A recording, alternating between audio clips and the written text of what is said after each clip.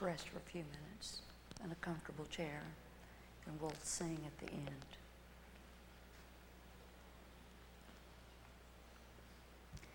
One of the nice things about endeavoring to follow the Holy Spirit is that you learn He's not a cookie-cutter Holy Spirit. And that when we began Sunday morning, I endeavored to lay a bit of a foundation for the way that God would choose to move in our midst. And we used Acts 3:19, actually.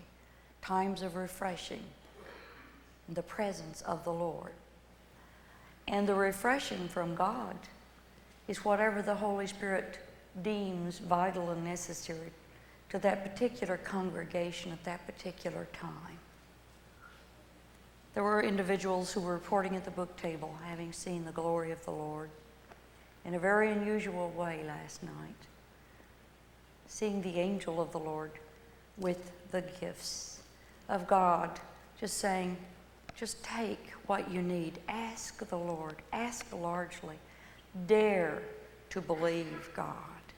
Dare to ask more largely from the Father, because there's more than this. This is His Word, and He just honors His Word. And we often don't make the demand on the Holy Spirit from heaven that we should. And I was reminded as my friend Wendy saw the hand of God extended and saw all of the various gifts that God wants to give to the church. He has so many things to give us, and so many of you that He wants to use that you don't have a clue that God wants to use you. But I want to stir up your desire to be used of God, and then we're going to minister to the sick. And here's what I request tonight. I realize some of you have driven a distance, and I know that it's very tempting to need to get home at a certain hour. I can appreciate that. But I would ask that unless you had an emergency, until we dismiss, you would try not to leave. The Lord may have something very special just for you. Wouldn't it be sad just to miss 5 minutes sleep, that you would miss something? You may say, well, how will I know? Will you have a special word for me? I don't know. But I know that God can touch your heart in a moment. You may say, but I've been here all evening. There is a saturation of the anointing. Each service is different. Thank the Lord for the anointing teaching that is coming forth through. I'm so happy to meet Creflo Dollar, because I kept praying about $1. And dollar, I'd pray. And I thought, well, I'd rather pray for a lot more than $1. But this man has come onto the scene. And this Mr. Jakes, what's his initial? TD. And these fireballs and men of God and women of God. God is doing new things on the scene. And He brings this revival because we need revival. You say, we know we need it, but we don't know what is ahead. The revival always precedes what is ahead. Now that sounds redundant, and I mean a lot more than I can say. In Luke, the 4th chapter, Jesus, speaking of the anointing, and I want to touch on this.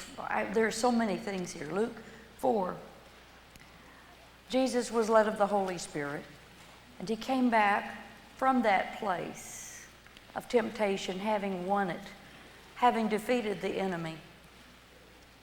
And in verse number 14, the Bible says, then Jesus went back full of and under the power of the Holy Spirit into Galilee, and the fame of Him spread through the whole region round about. And He Himself conducted a course of teaching in their synagogues, being recognized and honored and praised by all. So He came to Nazareth, where He had been brought up, and He entered the synagogue, as was His custom, on the Sabbath day. And He stood up to read, and there was handed to Him the book of the prophet Isaiah. He opened the book and found the place where it is written, the Spirit of the Lord is upon me, because He has anointed me to preach the good news to the poor. He has sent me to announce release to the captives and recovery of sight to the blind, to send forth delivered those who are oppressed, who are downtrodden, bruised, crushed, and broken down with calamity.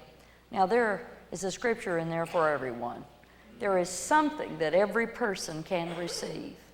The anointing for the body. Now, last evening we saw some great miracles, as we did the night before. We don't see all of them or hear about them in the services. Some go away and we never hear. Some of the greatest miracles that I've known about in my ministry occurred when someone told me a year or 2 or 3 later. I was in a grocery store when I've been in ministry just a few years. A woman walked up and said, mentioned that she was healed of cancer. And I said, really? I said, when? She told me. I said, did you ever call my office or write? Oh, no. I said, why not? She said, oh, I thought the Lord would tell you. And I thought, thanks a lot. That's a real encouragement. I was in ministry almost 7 years before I knew there was a fruit to ministry, because people didn't let me know. I would just, on a rare occasion, find out. But the Lord let me find out enough to just keep me involved in ministry. When I began to minister to the sick, I would go to the barns or wherever, would rent a church. And I didn't know how to minister to the sick, and I still don't know how. I don't know what I'm doing. Doesn't that encourage you? You say, well, you've got it down pat. I kind of do sometimes, but you know, the older I get, the more I don't know anything. I just don't know much. It's always walking on the water, depending on God totally, in every service. And the only way I knew to minister to the sick was, I knew that God would heal people because they were healed the first time I ministered. So I didn't know what to do, and I'd stand before a group and I'd say, you know, to God, well, what do I do now? I'm here. And then a certain color would stand out. So I'd say, everyone in red, stand up. They don't teach you this in Bible school, I'm sure. And the people in red would stand up and God would heal them. I mean, he was just encouraging me as best he could. And then I'd say, everyone in green, stand up. And the people in green would stand up and they would get healed. And so that's the way I got into this thing, because that's the only way I knew was, you know, God said, well, I can at least get a color through to her, so green would stand out. Then I began to feel the pain in my body. So now we go up, and I couldn't wait to get the service because I hurt all over more than anywhere else. And I get in that service, I wanted healings right now, because I learned that if I call out the healing, the people would quit hurting. I mean, I would quit hurting as well as the people. So if my head hurt real bad, I'd say, oh, someone has a terrible headache. No one would raise their hand. I'd say, I know you're here, get up here. Because I learned that if I could find them, I would not hurt. Isn't that interesting? So I go in feeling crippled, feeling paralyzed, feeling like my body was falling apart, thinking it was me. But I would learn then that it wasn't me at all. You say, well, why didn't you listen to some tapes? Read some books. There weren't any. There weren't any. Friends, there were no tapes. There were just a few little books that said right and wrong thinking. That was it. Now, I know that's dark age stuff to you, but, you know, that's where we were. And when the service would end, I remember in Arkansas one particular time, I called healings out one after another, and no one came to the front. Now, you talk about knowing you're called to the healing ministry. You call out the healings, no one comes forward, you feel like you're a false prophet. People think you're a false prophet. I walked out the back door of that church after the service, and I said in my heart, this is it. I'm not doing this anymore. I know, you know, make a fool of me once, make a fool of me twice. That's the end of it. This isn't God. I'm not called. A person said, psst, over in the dark, psst, psst. Can you come here? I said, what is it? I was the one with so-and-so tonight. I had a mixed feeling there.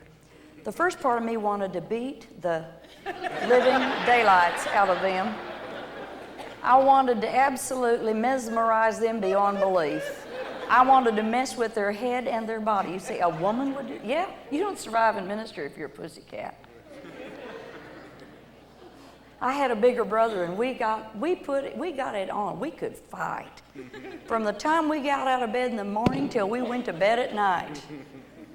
The sons of thunder were after it. I'm telling you, he'd start teasing me, and I could respond real well. I learned great tactics in fighting because he was twice my size. So when he would hit me real hard, and I wanted to get even, I learned that you waited and you planned. You planned a way of escape for the entire day.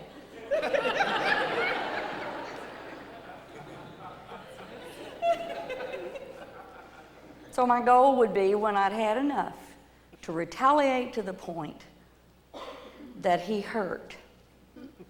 He knew he had been hurt, and he couldn't get in the house because I could outrun him and lock all the doors, all the windows. But I had to stay in an unair-conditioned hot house in the summer or up a tree, whichever the case happened to be. So what does this have to do with healing? Tactics are important. You know, what you learn as a child can be used to your advantage as you grow up and as you're in the body of Christ. You can take your ungodly ways and convert them to godly ways. And you can use those tactics when the enemy comes in like a flood. You can begin to use the anointing that God has given you with the word to stand against the onslaught of the enemy. Now, this is in the natural and in the physical. And so we began to see physical healings in the ministry, and people began to come forth. It took quite some time, but I want you to look over at Isaiah, where Jesus was quoting Isaiah 61. And let's look at that for a few minutes and talk about healing here. There is such a variety of issues to be covered when you talk about healing. But one of the important points I want you to get tonight and to receive is, I look at your faces. You'll notice when I'm up here, I look around the audience because I'm looking for your faces. I remember many of you, and I know you find your usual pew. And if you're not in your usual spot, then I know you're not there.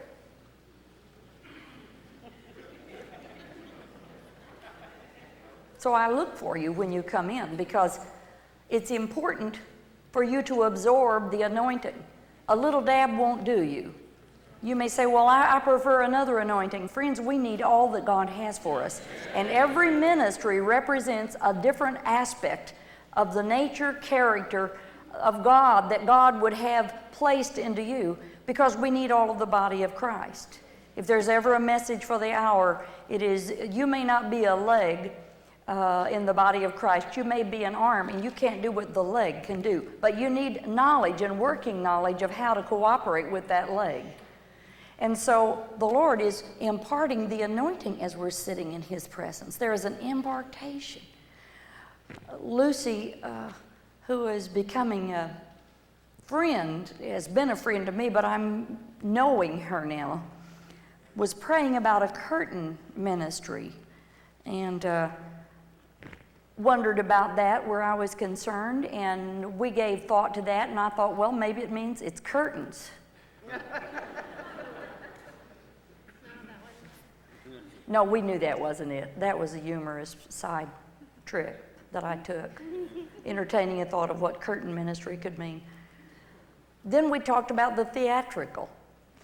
Then I said, you know, I've really had it in my heart to rent a theater in Branson and do a monthly healing service where people come from all over the world in a theatrical setting. Maybe that's it. Then she picked it up on one of the tapes from her sister's church, where I said, I hold the curtain open for the Holy Spirit. That's the curtain ministry. So you see, while I'm talking to you, and you sometimes think, is she even making sense? I hope I am, but as much as talking to you and imparting something for your mind, the curtain to your heart gets open. And God is doing something on the inside of you that you're unable to read, to describe, to even know or comprehend, because it's beyond understanding. It's God getting into you with an access. There's a code that gets placed in when this anointing comes, and that code goes into you. You open up by virtue of being in the presence of that anointing. And God will cause things in your life to change so dramatically that a few months you'll look back and you'll say, how could it be? When did it happen? And you'll say, when you sat under various anointings. Sometimes it is what they say specifically that changes you. Other times it's what they say and what He presents. Phil Halverson used to pray over us, and he'd pray through the Holy Spirit. Through him would pray, presenting all I am, presenting all I am, presenting all I am. And what God is doing today and desiring to do is presenting all that He is. And so He's coming into your heart, coming into your life in a way that is very unusual when you sit under this anointing. The second reason, as you look over at Isaiah 61, where Jesus read, "The Spirit of the Lord is upon me because He's anointed, qualified me to preach the gospel." Same thing. Then look at verse number 3.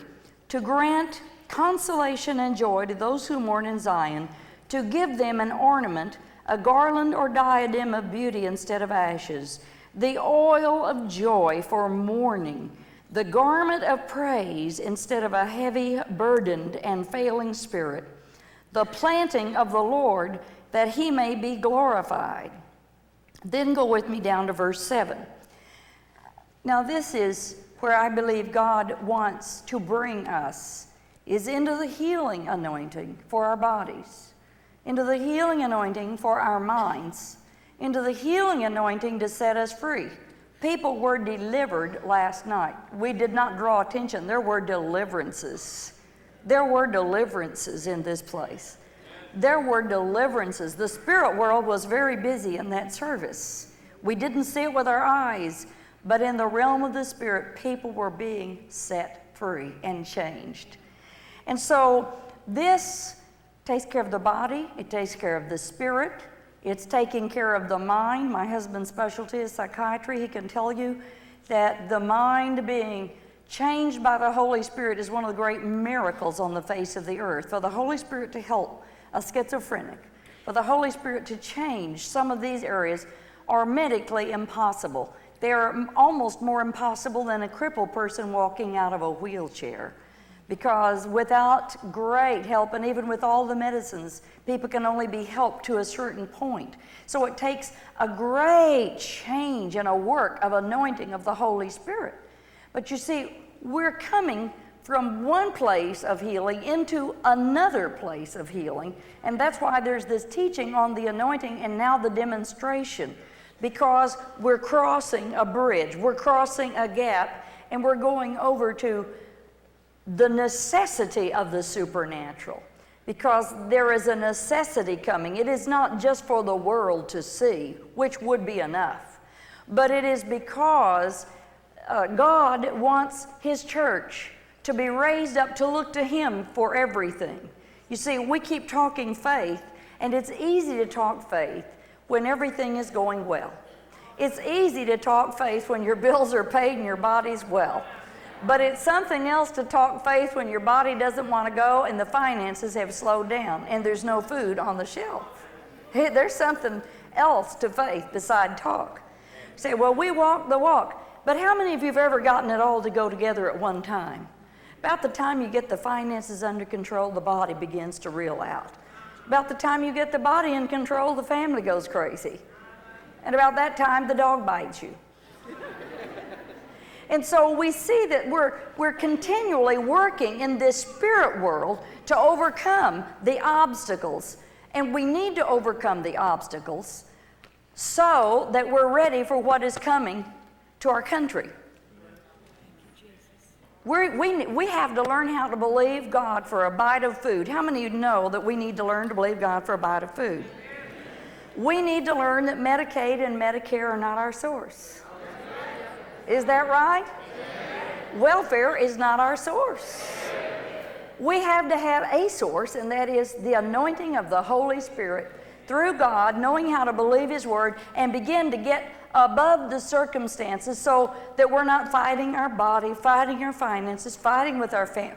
I mean, to the point that it's just so tangled up. There are times you think, you know, just forget this thing.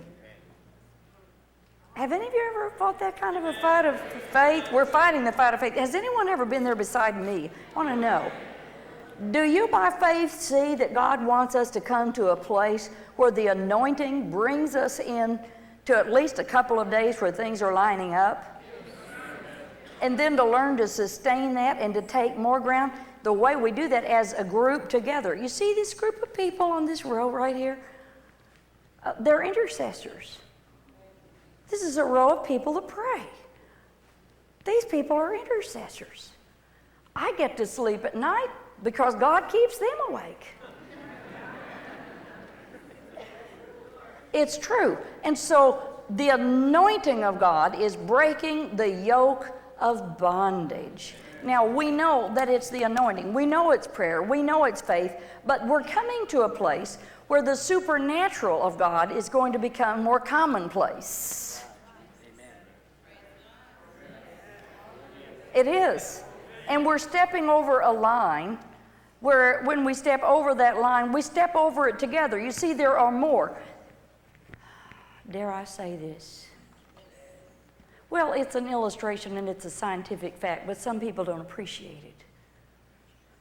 There was an island off Japan where they were observing a particular monkey population. There were no people. And the monkeys ate fruit. And one day they observed a monkey that came down to the ocean and washed its fruit. A few days later, 2 monkeys did it. 3 monkeys did it. 4 monkeys did it. 5 monkeys still, until finally the whole monkey population washed their fruit before they ate it. You say, well, big deal. What's that got to do with eternity? It's a principle that I have observed. Because when that happened on that island, an island about 100 miles away that was being observed, they were observing the monkey population. That monkey population immediately started, all of them at one time, washing their fruit. Yet there was no contact between the two.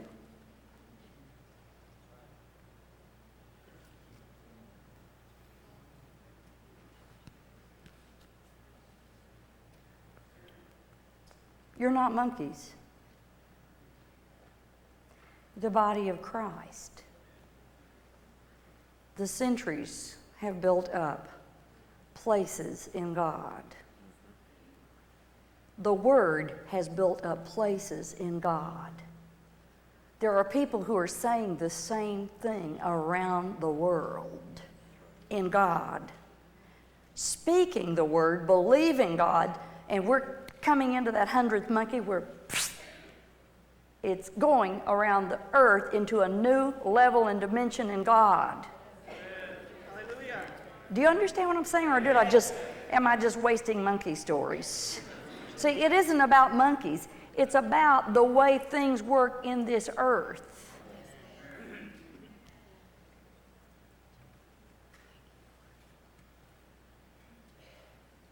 We're just coming into a different time, and we're stepping over. I can feel us as we're stepping over into it. I can feel us stepping across a place into another one. And it's been a strain for some of us to do it. It's stressed us out. It has nearly ripped us asunder, because I'd sometimes rather hang back the way it was. But as we step into the new place, Mistuhinsi, it's the Manandi, it's Goramdela. But it's Saint Shogililingi. It's a Mananana Begolobo Son Fretikite. It's a Lageda Bosundi. It's Mascora Manlandi. It's a Galemingingo Barastande Ekishe Shamsala de the Bora Gedanina. It's a Ralamongoro Day. It's a Maninde, Gorabaninde. It's a Bahande Stose, but it is a new day and it's a new time. You've heard that many times. But it is a place that has been prepared for this particular hour in this particular generation. For it has come through the prayers and through the word being spoken over and over in agreement. For the principle in the universe, it is a principle. It is a principle that was set in motion by the Father. It was a principle. Yes, it is a principle. It is a principle. It is a principle that works in cooperation with the plan of God. For it isn't God just doing this alone, but it is man who is cooperating with the plan, speaking it, praying it, walking it out, and doing it. And as that is happening, man has gone from one area to another, even in this last year. But now the year that is before us is going to make this last year seem slow. For there is going to be a thrust into the world, and there are going to be revivals galore. For it won't be just in America, though there will be some churches that will be open 24 hours a day. Oh, and this will be one of them. You'll see what I say. For the doors will open and men and women will rush in, because it is a time when the things of God are turning men from sin.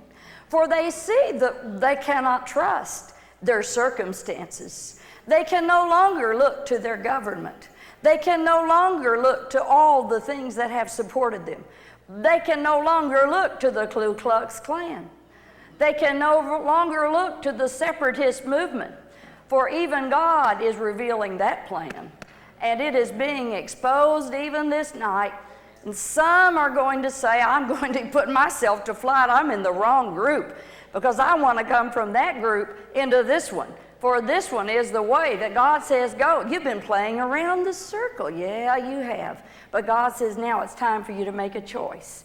For as you make the choice and the decision to walk with God, you'll find provision, protection, and guidance, and healing, and strength. For it is the hour when enough have said what God will do that it's coming to pass.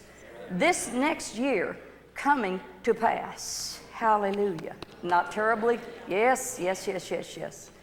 Yes, yes, yes, yes, yes. When I walked in, the Lord showed me tonight there's a man who's married to a woman in this area here tonight who's been in that group. And I thought, I'm not ministering that, Lord. I'm leaving that. That's not for me. I don't do that. I don't do that kind of word. But you know, I thought there won't even be a place at the service for it.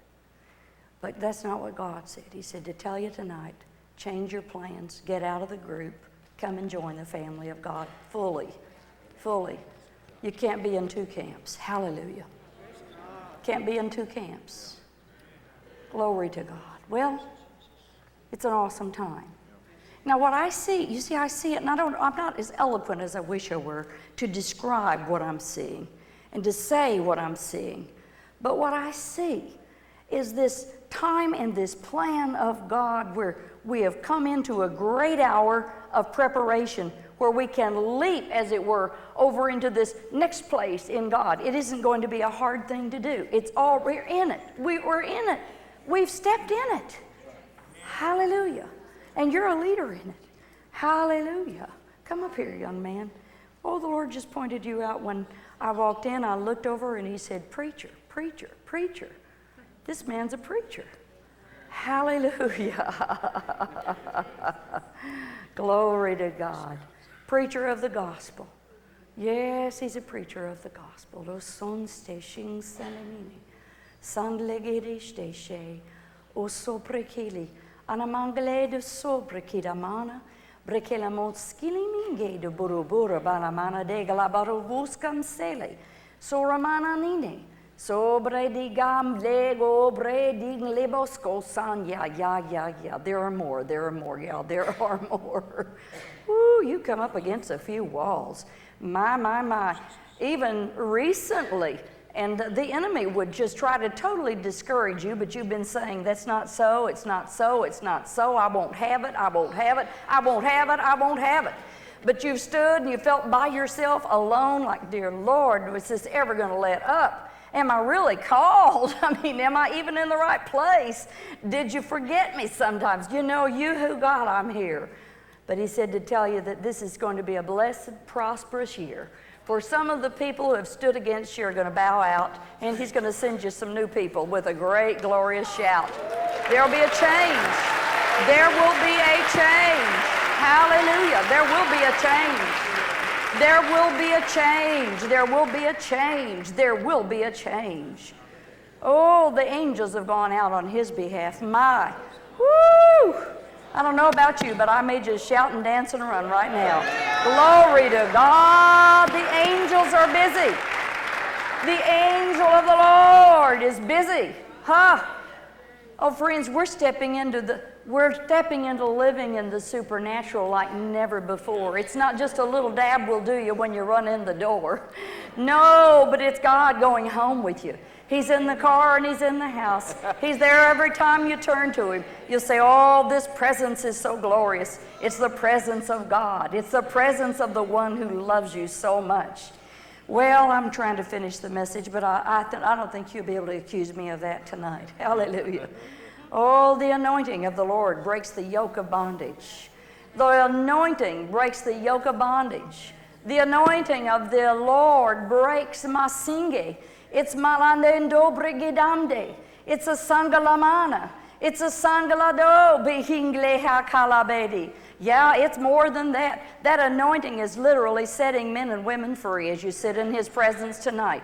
Hearts are being mended and changed. Direction is being changed. Oh, there's a new direction for many of you tonight. For you've been going a way that's been your decision.